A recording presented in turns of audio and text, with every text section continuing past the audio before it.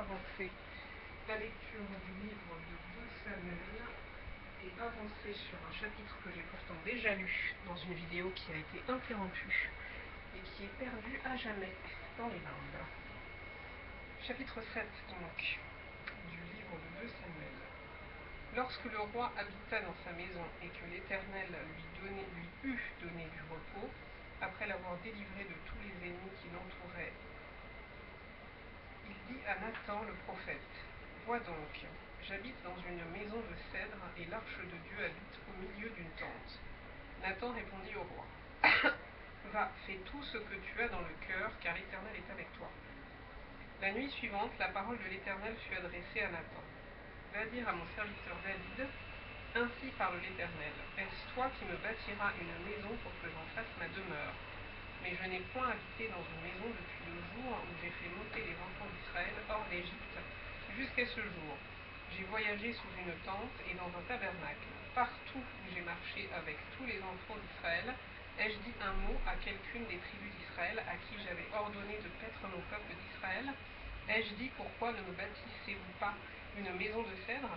Maintenant tu diras à mon serviteur David: Ainsi parle l'Éternel des armées.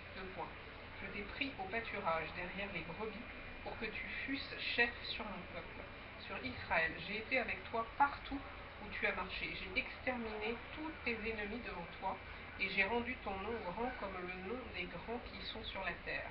J'ai donné une demeure à mon peuple, à Israël, et je l'ai planté pour qu'il y soit fixé et ne soit plus agité, pour que les méchants ne l'oppriment plus comme auparavant et comme à l'époque où j'avais établi des juges sur mon peuple d'Israël.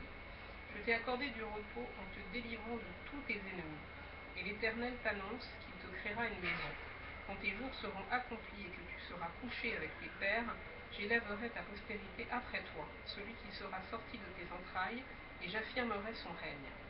Ce sera lui qui bâtira une maison à mon nom, et j'affermirai pour toujours le trône de son royaume. Je serai pour lui un père et il sera pour moi un fils. S'il fait le mal, je le châtierai avec la verge des hommes et avec les coups des enfants des hommes. Mais ma grâce ne se retirera point de lui, comme je l'ai retiré de Saül, que j'ai rejeté devant toi. Ta maison et ton règne seront pour toujours assurés, ton trône sera pour toujours affermi. Nathan rapporta à David toutes ces paroles et toute cette vision.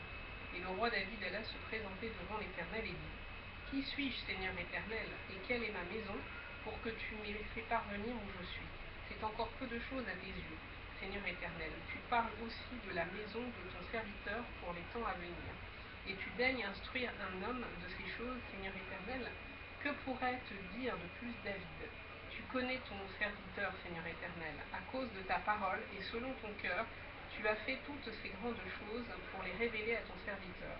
Que tu es donc grand, Éternel Dieu, car nul n'est semblable à toi, et il n'y a point d'autre Dieu que toi, d'après tout ce que nous avons entendu de nos oreilles. Est-il sur la terre une seule nation qui soit comme ton peuple, comme Israël, que Dieu est venu racheter pour en former son peuple, pour se faire un nom et pour accomplir en faveur de ton pays, des miracles et des prodiges, en chassant devant ton peuple que tu as racheté d'Égypte des nations et leurs dieux? Tu as affermi ton peuple d'Israël pour qu'il fût ton peuple à toujours. Et toi, Éternel, tu es devenu son Dieu. Maintenant, Éternel Dieu, fais subsister jusque dans l'éternité la parole que tu as prononcée sur ton serviteur et sur sa maison, et agis selon ta parole. Que ton nom soit à jamais glorifié, et que l'on dise: L'Éternel des armées est le Dieu d'Israël. Et que la maison de ton serviteur David soit affermie devant toi. Car toi-même, Éternel des armées, Dieu d'Israël, tu t'es révélé à ton serviteur en disant: Je te fonderai une maison. C'est pourquoi ton serviteur a pris courage pour t'adresser cette prière.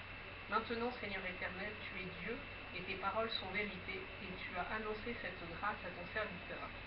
Veuille donc bénir la maison de ton serviteur, afin qu'elle subsiste à toujours devant toi.